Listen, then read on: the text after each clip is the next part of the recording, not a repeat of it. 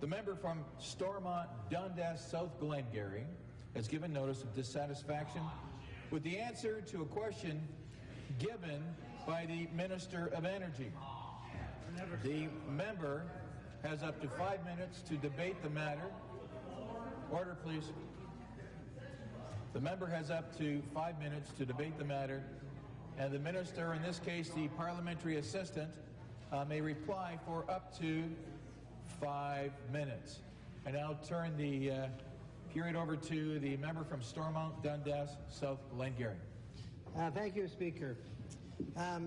Our community has had its fair share of wind and solar projects.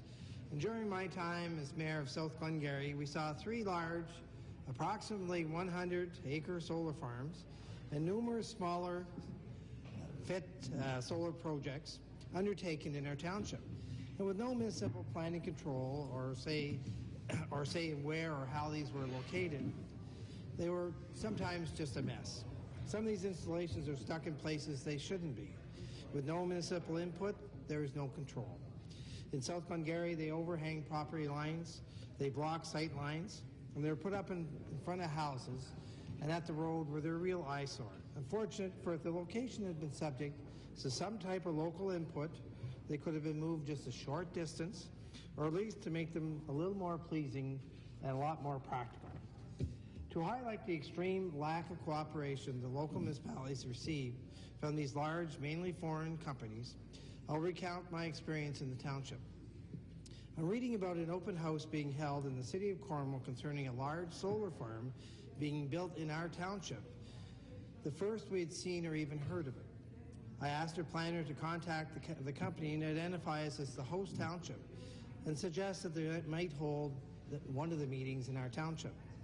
We were basically told to buzz off, until I assumed later that they verified that although the property had a Cornwall mailing address, it actually was in South Glengarry, and by the terms of the contract or the application, would have to hold a meeting in our township.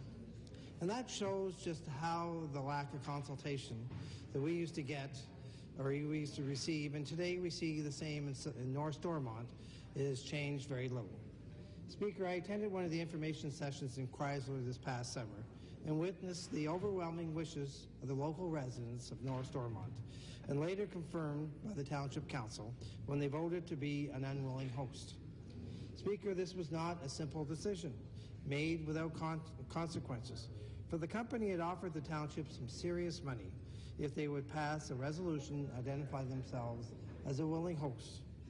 The council took the Liberal government at its word that the local municipalities would be heard, and they turned down $450,000 for 20 years, a total of $9 million plus approximately $4 million in property taxes over the term of the contract.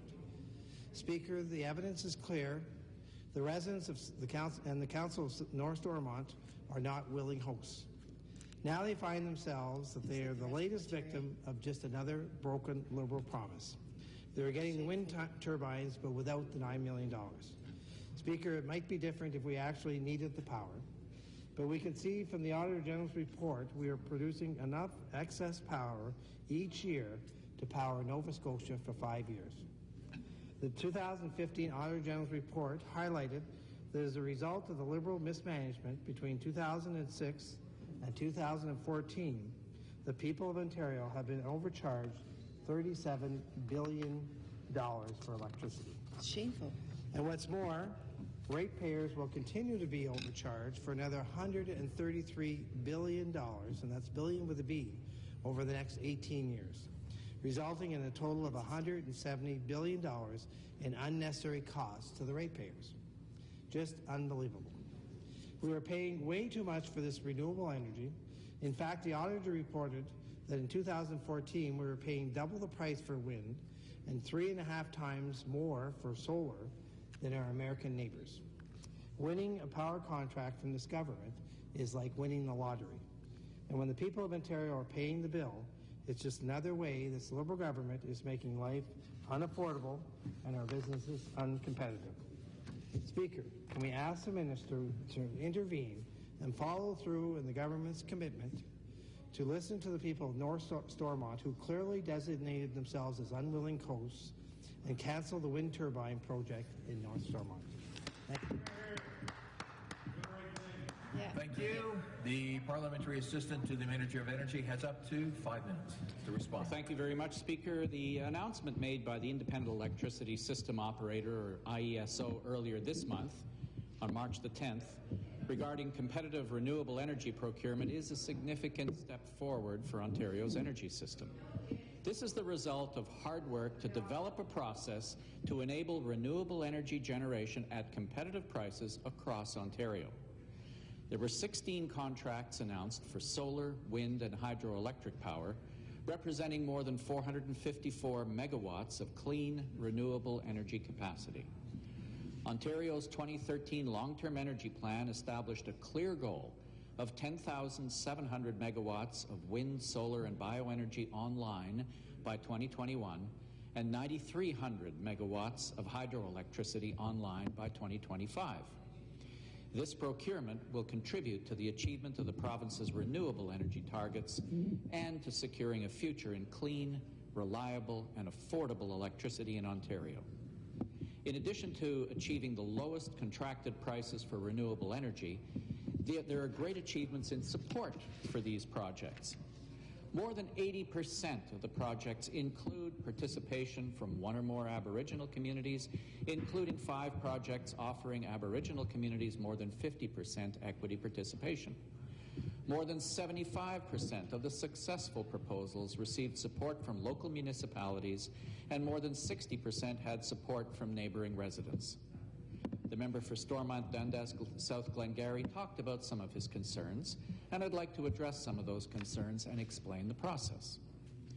The Ministry of Energy changed the procurement of large renewable projects based on the concerns of municipalities and the lessons learned from the large feed-in tariff, or FIT, projects that were previously procured.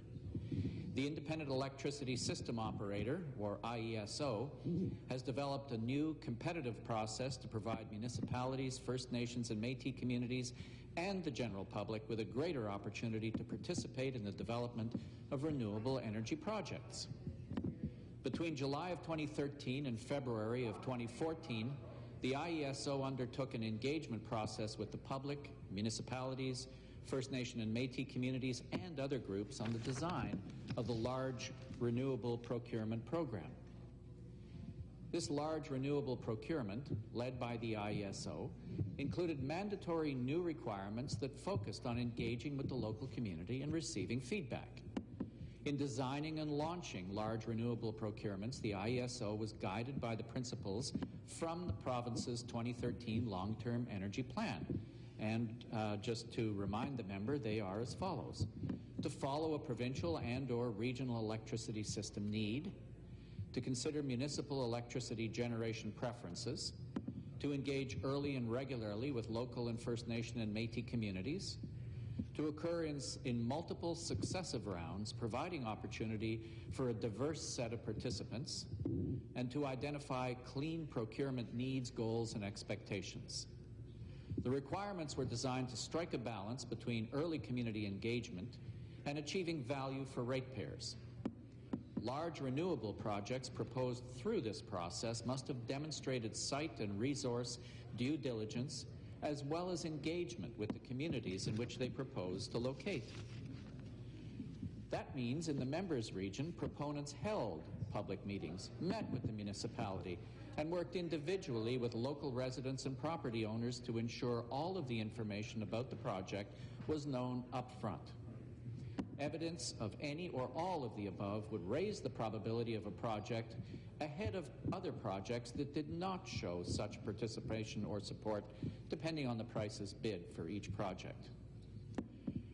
Regardless of whether municipalities pass resolutions to indicate their willingness or unwillingness to host projects, large renewable procurement project proponents were and are required to engage with municipalities and to take into account local needs and considerations before proposals are submitted. Every project offered a contract by the IESO met all mandatory requirements of the request for proposals. The IESO and the ministry listened to municipal concerns about the way large feed-in tariff projects were being procured, and the ministry made a commitment to address those concerns in the new process. The goal was to provide municipalities with a stronger role going forward, but not to provide a veto. Thank you, Speaker. Thank you very much. Thank